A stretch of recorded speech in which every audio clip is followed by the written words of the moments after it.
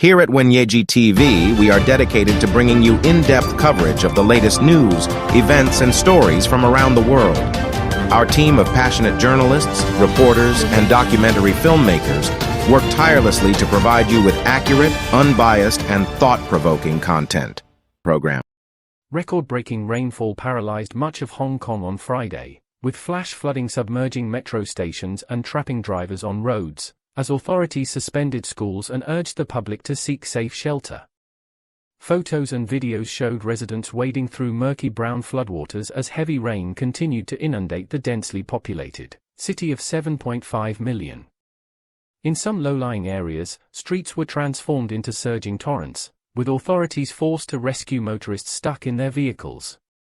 The deluge began late Thursday night, with the Hong Kong Observatory recording more than 158 millimeters. 6.2 inches, in rain between 11 p.m. and midnight, the highest hourly rainfall since records began in 1884, the government said in a news release.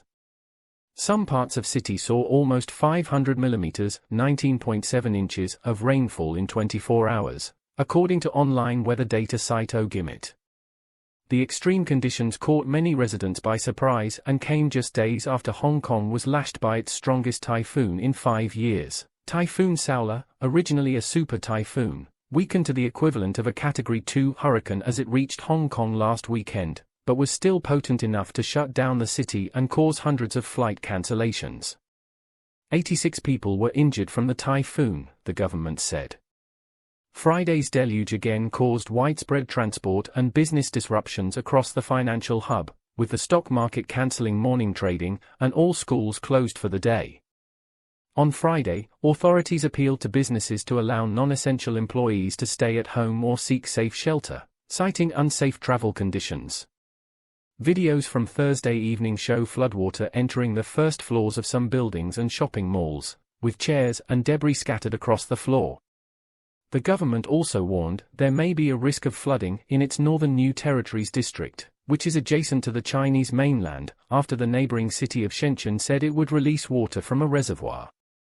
The downpours in Shenzhen also broke multiple rain records in the city, including the maximum rainfall records over 2-hour, 3-hour, 6-hour, and 12-hour periods, which have stood since 1952, according to Chinese state media.